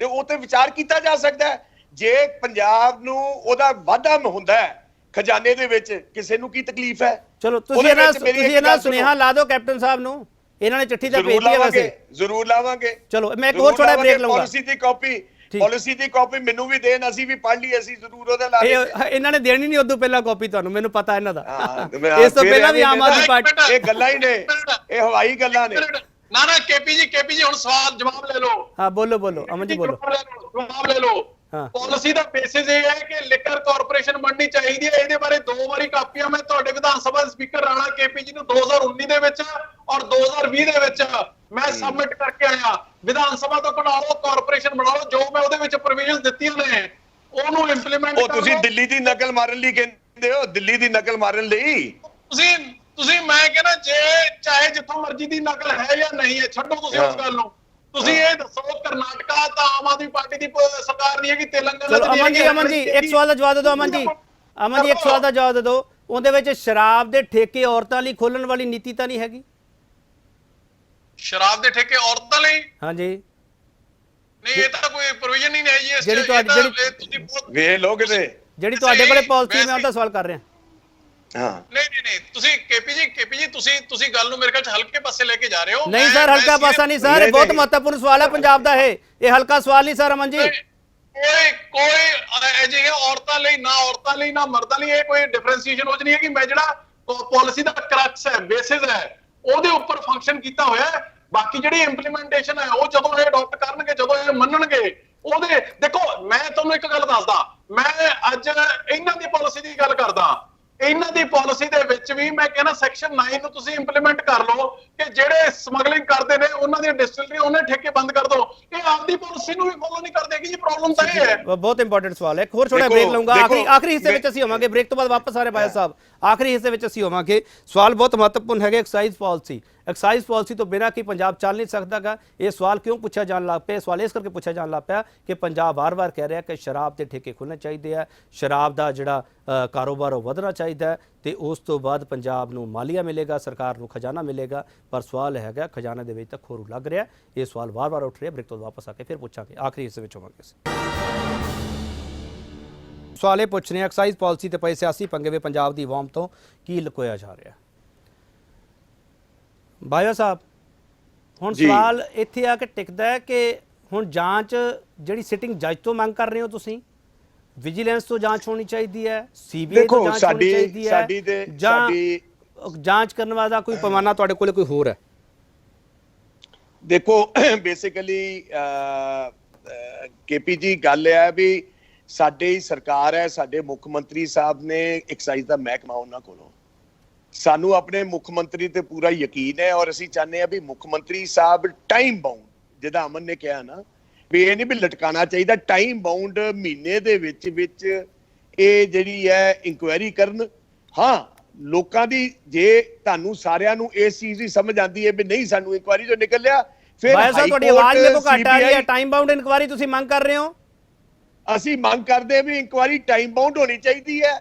ਔਰ ਜਿਹੜਾ ਬਿਲਕੁਲ ਮੈਂ ਇੱਕ ਗੱਲ ਕਹਿਣਾ, ਸਟੇਟ ਦੇ ਵਿੱਚ ਜੇ ਕਿਸੇ ਨੇ ਇਹਦੇ ਵਿੱਚ ਯਾਨੀ ਕਿ ਕੋਈ ਵੀ ਸਮਗਲਿੰਗ ਕੀਤੀ ਹੈ ਜਾਂ ਗੌਰਖ ਧੰਦਾ ਕੀਤਾ, ਉਹਨਾਂ ਬੰਦਿਆਂ ਦੇ ਖਿਲਾਫ ਪਰਚੇ ਹੋਣੇ ਚਾਹੀਦੇ ਨੇ, ਉਹਨਾਂ ਦੀ ਡਿਸਟਿਲਰੀਆਂ ਬੰਦ ਹੋਣੀਆਂ ਚਾਹੀਦੀਆਂ ਨੇ। ਮੈਂ ਅਮਨ ਨਾਲ ਇਸ ਗੱਲ ਤੇ ਬਿਲਕੁਲ ਮੁਤਫਿਕ ਹਾਂ ਵੀ ਪੰਜਾਬ ਨੂੰ ਚੂਨਾ ਨਹੀਂ ਲੱਗਣਾ ਚਾਹੀਦਾ। ਜੇ ਕੋਈ ਬੰਦਾ ਗਲਤ ਕੰਮ ਕਰਦਾ, ਚਾਹੇ ਉਹ ਇਹ ਮੁੱਖ ਮੰਤਰੀ ਸਾਹਿਬ ਇਨਕੁਆਇਰੀ ਵਿੱਚ ਕੱਢ ਕੇ ਦੇਣ, ਨਹੀਂ ਤੇ ਫਿਰ ਸਾਡੇ ਕੋਲ ਦੂਜੇ ਰਾਹ ਵੀ ਨੇ, ਅਸੀਂ ਸਾਰੇ ਚੱਲਾਂਗੇ। ਬਾਇਆ ਸਾਹਿਬ, ਤੁਸੀਂ ਐਡਮਿਟ ਕਰਦੇ ਹੋ ਕਿ ਪੰਜਾਬ ਦੇ ਖਜ਼ਾਨੇ ਨੂੰ ਹੁਣ ਤੱਕ ਚੂਨਾ ਲੱਗਦਾ ਰਿਹਾ? ਅਸੀਂ ਇਹ ਐਡਮਿਟ ਨਹੀਂ ਕਰਦੇ, ਮੈਂ ਇਹਨਾਂ ਦੀ ਗੱਲ ਕਰਨਾ ਵੀ ਇਨਕੁਆਇਰੀ ਹੋਣੀ ਚਾਹੀਦੀ ਹੈ। ਜੇ ਦੇਖੋ, ਜੇ ਅਮਨ ਉਰਾਂ ਦੇ ਆਪੋਜੀਸ਼ਨ ਦੇ ਦੂਜੀਆਂ ਪਾਰਟੀਆਂ ਆਵਾਮ ਦੇ ਸਾਹਮਣੇ ਜੇ ਕੋਈ ਗੱਲ ਆਈ ਹੈ, ਇਨਕੁਆਇਰੀ ਐਕਸਾਈਜ਼ ਪਾਲਿਸੀ ਦੀ ਵੀ ਕੋਈ ਗੱਲ ਆਈ ਹੈ, ਤੇ ਉਸ ਦੇ ਉੱਤੇ ਸੀਐਮ ਸਾਹਿਬ ਨੂੰ ਇਸ ਚੀਜ਼ ਨੂੰ ਕਲੀਅਰ ਕਰਨਾ ਚਾਹੀਦਾ, ਇਹਦੀ ਕਲੈਰਿਟੀ ਆਣੀ ਚਾਹੀਦੀ ਹੈ। ਮੈਂ ਆਪ ਇਹ ਗੱਲ ਕਹਿਣਾ। ਠੀਕ ਹੈ ਅਮਨ ਜੀ, ਕਰਨ ਅਵਤਾਰ ਤੁਹਾਨੂੰ ਬੇਈਮਾਨ ਲੱਗਦੇ ਆ? ਨਹੀਂ, ਦੇਖੋ ਇਸ ਤਰ੍ਹਾਂ ਕੇਪੀ ਜੀ, ਅੱਜ ਤੱਕ ਉਹਨਾਂ ਬਾਰੇ ਕੋਈ ਅਜਿਹੀ ਗੱਲ ਨਹੀਂ ਸੁਣੀ ਹੈਗੀ ਕੋਈ ਬੇਈਮਾਨੀ ਵਾਲੀ ਜਾਂ ਠੱਗੀ ਠੋਰੀ ਵਾਲੀ। ਫਤਿਹ ਬਾਜਵਾ ਜੀ ਹੋਣੀ ਵੀ, ਕੈਪਟਨ ਅਮਰਿੰਦਰ ਸਿੰਘ ਵੀ ਹੁਣ ਤੱਕ ਉਹਦੀਆਂ ਸਿਫਤਾਂ ਕਰਦੇ ਨਹੀਂ ਥੱਕਦੇ ਸੀਗੇ। ਹੁਣ ਮੇਰੀ ਤੁਸੀਂ 1 ਮਿੰਟ, ਤੁਸੀਂ ਕਹੋਗੇ ਐਕਸਾਈਜ਼ ਪਾਲਿਸੀ ਦੀ ਗੱਲ ਚੱਲਦੀ, ਉਹਦੇ ਬਾਰੇ ਤੁਸੀਂ ਸੁਣ ਲਿਓ। ਪੰਜਾਬ ਸਰਕਾਰ ਦੀ ਕੋਈ ਪਾਲਿਸੀ ਨਹੀਂ ਹੈਗੀ। ਇਸ ਵਾਰ ਇਹਨਾਂ ਨੇ ਪਾਲਿਸੀ ਅਡਾਪਟ ਕੀਤੀ ਕਿ ਜਿਨ੍ਹਾਂ ਕੋਲ ਪੁਰਾਣੇ ਠੇਕੇ ਨੇ ਉਹਦਾ 12% ਰੈਵਨਿਊ ਵਧਾ ਕੇ ਤੁਸੀਂ ਜੇ ਸਪੋਜ਼ ਕਹਿੰਦੇ ਕਰੋੜ ਚ ਲਿਆਓ, 1 ਕਰੋੜ 12 ਲੱਖ ਜਮਾ ਕਰਾ ਦੇ ਤੇ ਠੇਕਾ ਉਹਦਾ ਹੋ ਜਾਊਗਾ। ਪੰਜਾਬ ਕੋਰੋਨਾ ਵਾਇਰਸ ਦਾ ਸਿਸਟਮ ਆ ਗਿਆ ਨਾ, ਤਾਂ ਹੀ ਗੱਲ ਬਣੀ, ਹੋਰ ਅਦਰਵਾਈਜ਼ ਨਹੀਂ, ਕੋਰੋਨਾ ਵਾਇਰਸ ਤਾਂ 22 ਮਾਰਚ ਨੂੰ ਆਇਆ ਜੀ। ਐਕਸਾਈਜ਼ ਪਾਲਿਸੀ ਬਹੁਤ ਪਹਿਲਾਂ ਤਿਆਰ ਹੋ ਗਈ ਸੀ। ਬਾਜਾ ਸਾਹਿਬ, ਮੈਨੂੰ 2 ਮਿੰਟ ਕੰਪਲੀਟ ਕਰ ਲੈ ਦਿਓ ਕੇਪੀ ਸਾਹਿਬ। ਕਰ ਲਓ। ਬੋਲੋ। ਇਸ ਤਰ੍ਹਾਂ ਕਿ ਦੇਖੋ, ਇਸ ਤਰ੍ਹਾਂ ਕਿ ਰੈਵਨਿਊ ਕਲੈਕਸ਼ਨ ਕਿੰਨੀ ਐਕਸਾਈਜ਼ ਤੋਂ ਪੰਜਾਬ ਨੂੰ 17-18 ਇਹਨਾਂ ਦੀ ਸਰਕਾਰ ਵੇਲੇ 5136 ਕਰੋੜ ਹੋਈ, 18-19 ਦੇ ਵਿੱਚ 5156 ਕਰੋੜ, ਯਾਨੀ 20 ਕਰੋੜ ਵੱਧ ਕੇ ਹੋਈ, 19-20 ਦੇ ਵਿੱਚ 20026 ਕਰੋੜ ਰਹੇਗੀ ਉਹ। ਹੁਣ ਪੰਜਾਬ ਦੇ ਵਿੱਚ ਕੇਪੀ ਜੀ ਟੋਟਲ ਜਿਹੜੇ ਐਕਸਾਈਜ਼ ਗਰੁੱਪ ਨੇ 756 ਨੇ। ਇਹਨਾਂ ਦੀ ਪਾਲਿਸੀ ਜਿਹਨੂੰ ਕਹਿ ਰਹੇ ਨੇ ਉਹ ਸਰਕਾਰ ਨੇ ਅਡਾਪਟ ਕੀਤਾ ਹੋਇਆ, ਉਹਦੇ ਵਿੱਚੋਂ ਮਹਿਜ਼ 500 ਗਰੁੱਪ ਨੇ ਜਿਹੜੇ ਉਹ ਸੇਲ ਹੋਏ ਨੇ। 256 ਇਹਨਾਂ ਤੋਂ ਗਰੁੱਪ ਸੇਲ ਹੀ ਨਹੀਂ ਹੋਏ ਹੈਗੇ। 256 ਨੂੰ ਫੇਰ ਰੀਗਰੁੱਪ ਕੀਤਾ, 186 ਹੋਏ। ਅੱਜ ਦੀ ਡੇਟ ਦੇ ਵਿੱਚ ਉਹਨਾਂ ਚੋਂ 89 ਸੋਲਡ। ਅੱਜ ਦੀ ਡੇਟ ਦੇ ਵਿੱਚ ਵੀ 97 ਗਰੁੱਪ ਨੇ ਜਿਹੜੇ ਉਹ ਸਰਕਾਰ ਤੋਂ ਸੇਲ ਨਹੀਂ ਹੋਏਗੀ, ਯਾਨੀ ਕਿ ਇਹ ਨਹੀਂ ਅਮਨ ਜੀ, ਇਹ ਗੱਲ ਨਹੀਂ, ਉਹਦੇ ਵਿੱਚ ਮੈਂ ਤੁਹਾਡੀ ਗੱਲ ਇੱਥੇ ਟੋਕਦਾ। ਕਰ ਲਓ। ਜਿਹੜਾ ਇਹਨਾਂ ਦਾ ਆਪਦਾ minimum guaranteed revenue 4894 crore fix ਕੀਤਾ ਸੀਗਾ, ਅੱਜ ਦੀ ਤਾਰੀਖ ਦੇ ਵਿੱਚ ਕਰੋਨਾ ਤਾਂ 22-24 ਮਾਰਚ ਨੂੰ ਸ਼ੁਰੂ ਹੋਇਆ, ਐਕਸਾਈਜ਼ ਪਾਲਿਸੀ ਜਿਹੜੀ ਫੈਬਰੂਅਰੀ ਦੇ ਵਿੱਚ ਉਹ ਕਲੀਅਰ ਆਫ ਹੋ ਜਾਂਦੀ ਹੈ ਤੇ 10-15 ਮਾਰਚ ਤੱਕ ਸਾਰੇ ਠੇਕੇ ਚੜ ਜਾਂਦੇ ਹੁੰਦੇ ਨੇ। 4894 ਕਰੋੜ ਦੇ ਵਿੱਚੋਂ ਤਕਰੀਬਨ 1500 ਕਰੋੜ ਦਾ ਤਾਂ ਹਜੇ ਤੱਕ ਠੇਕੇ ਨਹੀਂ ਲਏ ਹੈਗੇ ਕਿਸੇ ਨੇ। ਸੋ ਸਵਾਲ ਇਹ ਹੈ ਵੀ ਜਦੋਂ ਤੁਹਾਡੀ ਇੱਕ ਪਾਲਿਸੀ ਹੈ ਜਿਹੜੀ ਉਹ ਤੁਸੀਂ ਆਪ ਇੰਪਲੀਮੈਂਟ ਨਹੀਂ ਕਰ ਸਕਦੇ ਹੈਗੇ, ਉਹ ਡਿਫੰਕਟ ਪਾਲਿਸੀ ਹੈ, ਤੁਹਾਨੂੰ ਉਹ 3 ਸਾਲਾਂ ਤੋਂ ਇਨਕਰੀਜ਼ ਨਹੀਂ ਦੇ ਰਹੀ ਹੈਗੀ, then what is the harm in trying something new? ਤੁਸੀਂ ਨਵੀਂ ਕਿਉਂ ਨਹੀਂ ਚੀਜ਼ ਕੋਈ ਇੰਪਲੀਮੈਂਟ ਕਰਦੇ ਹੈਗੇ, ਅਡਾਪਟ ਕਰਦੇ ਹੈਗੇ? ਤੁਸੀਂ ਇੱਕੋ ਬਿਲਡਿੰਗ ਦੇ ਵਿੱਚ ਤੁਹਾਡੀ ਵਿਧਾਨ ਸਭਾ ਤੇ ਮੈਂ ਤੁਹਾਡੇ ਇਹਦਾ ਜਵਾਬ ਦਿੰਦਾ, ਹਾਂ ਬੋਲੋ ਬਾਇਆ ਸਾਹਿਬ ਬੋਲੋ। ਕੇਪੀ ਜੀ ਗੱਲ ਇਹ ਹੈ ਵੀ ਜਿੱਦਾਂ ਅਮਨ ਹੋਰਾਂ ਨੇ ਗੱਲ ਕੀਤੀ ਵੀ ਜਦੋਂ ਐਕਸਾਈਜ਼ ਤੇ ਤੁਹਾਨੂੰ ਇਹ ਸਮਝ ਲੱਗ ਜਾਂਦੀ ਹੈ ਵੀ ਇੱਕ ਇਹੋ ਜੀ ਸਟੇਜ ਆ ਗਈ ਵੀ ਜਿਹੜਾ ਕੰਟਰੈਕਟਰ ਨੂੰ ਪੈਸੇ ਘੱਟ ਬਚਤ ਹੁੰਦੀ ਹੈ, ਜਦੋਂ ਇਹਨਾਂ 12% ਇੰਕਰੀਜ਼ ਦੀ ਗੱਲ ਕੀਤੀ, ਫਰਕ ਸਿਰਫ ਕਈ ਜਗ੍ਹਾ ਇਹ ਹੋਇਆ ਵੀ ਉਹਨਾਂ ਕਿਹਾ ਵੀ ਸਾਨੂੰ ਇਹਦਾ ਫਾਇਦਾ ਨਹੀਂ ਹੋ ਰਿਹਾ, ਅਸੀਂ ਇਨਕਰੀਜ਼ ਨਹੀਂ ਦੇਣੀ। ਉਹਦੇ ਵਿੱਚ ਉਹਨਾਂ ਨੇ ਨੈਗੋਸ਼ੀਏਟ ਹੋਇਆ, ਉਹ 12% ਦੀ ਜਗ੍ਹਾ ਕਿਤੇ 8 ਹੋਇਆ ਕਿਤੇ 9, ਕਿਉਂਕਿ ਸੇਲ ਦਾ ਹਮੇਸ਼ਾ ਪੁਆਇੰਟ ਟੂ ਪੁਆਇੰਟ ਡਿਫਰੈਂਸ ਹੁੰਦਾ ਹੈ। ਇਹ ਗੱਲ ਤੇ ਮੈਨੂੰ ਸਮਝ ਆਉਂਦੀ ਹੈ ਵੀ ਰੈਵਨਿਊ ਥੋੜਾ ਬਹੁਤਾ, ਕਿਉਂਕਿ ਠੇਕੇਦਾਰ ਜਿੱਥੇ ਘੱਟ ਸ਼ਰਾਬ ਵਿਕਦੀ ਸੀ ਉੱਥੇ ਉਹਨਾਂ ਨੇ ਆਬਜੈਕਟ ਕੀਤਾ, ਪਰ ਇਹ ਨਹੀਂ ਹੈ। ਬਾਇਆ ਸਾਹਿਬ ਇੱਕ ਮਿੰਟ ਪਲੀਜ਼ ਅਮਨ ਅਰੋੜਾ ਜੀ, ਇੱਕ ਮਿੰਟ ਪਲੀਜ਼। ਬਾਇਆ ਸਾਹਿਬ ਆਪਾਂ ਇਹ ਮੰਨ ਕੇ ਚੱਲੀਏ ਕਿ ਸ਼ਰਾਬ ਦੇ ਕਾਰੋਬਾਰੀ ਆ ਜਿਹੜੀ ਉਹਨਾਂ ਦੀ ਤਕਲੀਫਾਂ ਤੇ ਤਕਲੀਫਾਂ ਦੇ ਜ਼ਰੀਏ ਉਹ ਪੰਜਾਬ ਦੀ ਸਰਕਾਰ ਤੇ ਹਾਵੀ ਹੋ ਗਏ ਨੇ, ਇਹ ਮੰਨ ਕੇ ਚੱਲੀਏ? ਨਹੀਂ, ਕਿਹੜੀ ਗੱਲ ਨੂੰ ਹਾਵੀ ਹੋ ਗਏ ਨੇ? ਨਹੀਂ ਹਾਵੀ ਹੋਏ, ਹਾਵੀ ਨਹੀਂ ਕੋਈ ਹੋਇਆ। ਦੇਖੋ ਤੁਸੀਂ ਇੱਕ ਚੀਜ਼ ਕੋਈ ਹਮੇਸ਼ਾ ਆਪਸ਼ਨ ਇਸ ਕਰਕੇ ਨਹੀਂ ਹੋ ਸਕੀ ਬਿਕੋਜ਼ ਕਰੋਨਾ ਦਾ ਉਸ ਵਕਤ ਕਰੋਨਾ ਦੀ ਬਿਮਾਰੀ ਦਾ ਆਣਾ ਸ਼ੁਰੂ ਹੋ ਗਿਆ ਸੀ ਔਰ ਸਾਰਿਆਂ ਨੂੰ ਪਤਾ ਸੀ ਲੋਕਡਾਊਨ ਹੋ ਗਏ। ਉਹਦੇ ਵਿੱਚ ਉਹਨਾਂ ਨੇ ਸਿਰਫ ਇਹ ਕੀਤਾ ਵੀ ਪਿਛਲੇ ਜਿਹੜੇ ਠੇਕੇਦਾਰ ਨੇ ਉਹਨਾਂ ਨੂੰ ਰੱਖ ਕੇ ਉਹਨਾਂ ਦੇ ਇੰਕਰੀਜ਼ 12% ਇੰਕਰੀਜ਼ ਤੇ 10 ਤੋਂ 12% ਇੰਕਰੀਜ਼ ਤੇ ਦੇ ਦਿਓ ਠੇਕੇ, ਜਿੱਥੇ ਦੇ ਠੇਕੇ। ਬਾਇਆ ਸਾਹਿਬ ਕਿਰਪਾ ਕਰਕੇ ਜੇ ਤੁਸੀਂ ਦਰਸ਼ਕਾਂ ਨੂੰ ਇਹ ਵੀ ਦੱਸ ਦਿਓ ਵੀ ਇਸ ਤੋਂ ਪਹਿਲਾਂ ਜਿਹੜੇ ਠੇਕੇਦਾਰਾਂ ਕੋਲੋਂ ਪੈਸੇ ਲੈਣੇ ਸੀਗੇ, ਪਹਿਲਾਂ ਬਕਾਇਆ ਰਹਿੰਦੇ ਸੀਗੇ, ਉਹ ਬਕਾਇਆ ਪੈਸੇ ਤੁਹਾਡੇ ਖਜ਼ਾਨੇ ਵਿੱਚ ਆ ਚੁੱਕੇ ਆ ਸਰ? ਨਹੀਂ, ਕਈ ਜਗ੍ਹਾ ਦੇਖੋ ਮੈਜੋਰਿਟੀ ਪੈਸੇ ਆ ਚੁੱਕੇ ਨੇ, ਮੈਜੋਰਿਟੀ ਆਫ ਦਾ ਰੈਵਨਿਊ ਪੈਸੇ ਆ ਚੁੱਕੇ ਨੇ ਸਰ। ਮੈਜੋਰਿਟੀ ਆਫ ਰੈਵਨਿਊ ਦੇ ਵਿੱਚ ਕਿੰਨੇ ਕਰੋੜ ਰੁਪਏ ਨਹੀਂ ਆਏ ਬਾਇਆ ਸਾਹਿਬ? ਕਿੰਨੇ ਕਰੋੜ ਰੁਪਏ ਨਹੀਂ ਆਏ ਖਜ਼ਾਨੇ 'ਚ? ਮੇਰੀ ਗੱਲ ਸੁਣੋ ਕੇਪੀ ਜੀ, ਜਿਨ੍ਹਾਂ ਨੇ ਲਾਇਸੈਂਸ ਹੋਰ ਨਾਮ ਤੇ ਲੈ ਲਏ ਉਸ ਤੋਂ ਬਾਅਦ ਬਾਇਆ ਸਾਹਿਬ? ਕਿਸੇ ਨੇ ਲਾਇਸੈਂਸ ਹੋਰ ਨਾਂ ਤੇ ਨਹੀਂ ਲਿਆ, ਕਿਸੇ ਨੇ ਲਾਇਸੈਂਸ ਉਹਨਾਂ ਬੰਦਿਆਂ ਨੂੰ ਹੀ ਗਾਂ ਦਿੱਤਾ ਗਿਆ, ਕਿਸੇ ਨੇ ਲਾਇਸੈਂਸ ਹੋਰ ਨਹੀਂ, ਜਿਹੜਾ ਪਿਛਲੀ ਵਾਰ ਦਾ ਸੀ, ਅਮਨ ਜੀ ਪਿਛਲੀ ਵਾਰ ਦਾ ਠੇਕੇਦਾਰ ਸੀ, ਉਹਦੇ ਕੋਈ ਇੰਕਰੀਜ਼ ਲੈ ਕੇ ਉਹਨੂੰ ਦੇ ਦਿੱਤਾ। ਅਮਨ ਜੀ ਸ਼ਰਾਬ ਕਾਰੋਬਾਰੀ ਕੀ ਸਰਕਾਰ ਤੇ ਹਾਵੀ ਹੋ ਰਿਹਾ? ਇੱਕ ਮੇਰਾ ਸਵਾਲ ਹੋਰ ਲੈ ਲਓ ਅਮਨ ਜੀ, ਸੰਖੇਪ ਵਿੱਚ ਜਵਾਬ ਦੇ ਦਿਓ ਕਿ ਤੁਹਾਡੀ ਇੱਕ ਮਿੰਟ ਪਲੀਜ਼ ਮੈਂ ਆ ਰਿਹਾ ਬਾਇਆ ਸਾਹਿਬ। ਇੱਕ ਸਵਾਲ ਮੇਰਾ ਇਹ ਲੈ ਲਓ ਅਮਨ ਜੀ ਕਿ ਕੀ ਸਿਆਸਤਦਾਨਾਂ ਨੂੰ ਸ਼ਰਾਬ ਕਾਰੋਬਾਰ ਵਿੱਚ ਕੰਮ ਕਰਨਾ ਚਾਹੀਦਾ ਹੈ? ਸ਼ਰਾਬ ਕਾਰੋਬਾਰੀ ਉਹ ਹੋਣੇ ਚਾਹੀਦੇ ਆ, ਨਹੀਂ ਹੋਣੇ ਚਾਹੀਦੇ? ਤੁਹਾਡੀ ਪਾਲਿਸੀ ਕੀ ਕਹਿੰਦੀ ਹੈ? ਜਿਹੜਾ ਆਈਡੀਆ ਤੁਸੀਂ ਲੈ ਕੇ ਆਏ ਅਮਨ ਜੀ, 2 ਸਵਾਲ ਆ ਮੇਰੇ। ਦੇਖੋ ਪਹਿਲਾਂ ਤਾਂ ਇਹਨਾਂ ਦੀ ਪਾਲਿਸੀ ਜਿਹੜੀ ਗੱਲ ਕਰ ਰਹੇ ਸੀਗੇ ਉਹ ਇੰਨੀ ਕੁ ਡਿਫੰਕਟ ਹੈ ਕਿ ਜਦੋਂ ਠੇਕੇ ਨਹੀਂ ਚੜੇ ਹੈਗੇ ਤਾਂ ਜਿਹੜਾ 12% ਇਨਕਰੀਜ਼ ਸਰਕਾਰ ਨੇ ਆਪ ਕਿਹਾ ਸੀਗਾ ਉਹਦੇ ਵਿੱਚੋਂ ਘਟਾ ਕੇ ਉਹ 5% ਕਰ ਦਿੱਤਾ, 7% ਉਹਨਾਂ ਨੂੰ ਵੈਸੀ ਰਿਬੇਟ ਦੇ ਦਿੱਤਾ। ਨੰਬਰ 1। ਨੰਬਰ 2 ਦੇਖੋ ਕੇਪੀ ਜੀ ਗੱਲ ਇਹ ਹੁੰਦੀ ਹੈ ਕਿ ਪਹਿਲੀ ਵਾਰ ਨਹੀਂ ਹੋਇਆ, ਹਰ ਵਾਰ ਹੁੰਦਾ ਠੇਕਿਆਂ 'ਚ, ਕਈ ਠੇਕੇ ਨਹੀਂ ਕਰਦੇ ਹੁੰਦੇ। ਹਰ ਵਾਰ ਕਿਤੇ ਨਾ ਕਿਤੇ ਠੇਕੇ, ਇਹ ਨਹੀਂ ਗੱਲ ਪਿਛਲੇ 50 ਸਾਲਾਂ ਦੀ ਲਗਾਤਾਰ ਆ ਰਹੀ ਹੈ। ਤੁਸੀਂ 50 ਸਾਲਾਂ ਦੀ ਪਾਲਿਸੀ ਗਲਤ ਹੈ, ਤੁਸੀਂ ਪਾਲਿਸੀ ਦੇਤੀ ਤਾਂ ਸਹੀ ਹੋ ਗਈ ਹੈ। ਇਹ ਤੁਸੀਂ ਬਾਜਵਾ ਸਾਹਿਬ ਫਿਰ ਜੇ 1 ਮਿੰਟ, ਜੇ ਆਪਾਂ ਪਿਛਲੇ 50 ਸਾਲਾਂ ਦੀ ਗਲਤੀ ਤੋਂ ਨਹੀਂ ਸਿੱਖ ਰਹੇ ਹੈਗੇ ਤੇ ਫਿਰ ਹੋਰ ਕਿਹੜੀ ਰਾਕਟ ਸਾਇੰਸ ਚਾਹੀਦੀ ਹੈ? ਇਹਦੇ ਵਿੱਚ ਮੇਰਾ ਮਤਲਬ ਕਹਿਣ ਤੋਂ ਵੀ ਕਿਹੜਾ ਸ਼ਰਾਬ ਦਾ ਠੇਕਾ ਜਿਹੜਾ ਨਹੀਂ ਚੱਲਦਾ। 1 ਮਿੰਟ ਕਿਤੇ ਤੁਹਾਨੂੰ ਵੱਧ ਵੀ ਹੁੰਦਾ। ਠੀਕ ਹੈ ਬਾਇਆ ਸਾਹਿਬ ਤੁਹਾਡਾ ਪੁਆਇੰਟ ਆ ਗਿਆ ਸਰ, ਬਾਇਆ ਸਾਹਿਬ ਤੁਹਾਡਾ ਪੁਆਇੰਟ ਆ ਗਿਆ ਸਰ। ਜਿੱਥੇ ਸੇਲ ਵੱਧਦੇ ਉੱਥੇ ਤੁਹਾਨੂੰ ਵੱਧ ਰੈਵਨਿਊ ਮਿਲ ਜਾਂਦਾ ਹੈ। ਠੀਕ ਹੈ ਬਾਇਆ ਸਾਹਿਬ ਤੁਹਾਨੂੰ ਘੱਟ ਰੈਵਨਿਊ ਮਿਲਦਾ। ਬਾਇਆ ਸਾਹਿਬ ਤੁਹਾਡਾ ਪੁਆਇੰਟ ਆ ਗਿਆ ਸਰ। ਅਮਨ ਜੀ ਫਟਾਫਟ ਗੱਲ ਪੂਰੀ ਕਰੋ। ਦੇਖੋ ਗੱਲ ਇਹ ਹੈ ਵੀ ਜਿਹੜੀ ਕਰਕਸ ਹੈ ਉਹ ਗੱਲ ਇਹ ਹੈ ਵੀ ਜਿੱਥੇ ਇੱਕ ਚਣਕਿਆ ਨੇ ਕਿਹਾ ਸੀ ਕੇਪੀ ਜੀ ਵੀ ਜਿਸ ਦੇਸ਼ ਦਾ ਰਾਜਾ ਵਪਾਰੀ ਬਣ ਜਾਂਦਾ ਉਸ ਦੇਸ਼ ਦੀ ਜਨਤਾ ਭਿਖਾਰੀ ਬਣ ਜਾਂਦੀ ਹੈ। ਪੰਜਾਬ ਦੇ ਵਿੱਚ ਪਹਿਲਾਂ ਵਾਲੀ ਸਰਕਾਰ ਸੀਗੀ ਉਹ ਵਪਾਰੀ ਬਣੇ ਬੈਠੇ ਤੇ ਹੁਣ ਵੀ ਜਿਹੜੇ ਮੌਜੂਦਾ ਹੁਕਮਰਾਨ ਨੇ ਉਹ ਵਪਾਰੀ ਬਣੇ ਹੋਏ ਨੇ।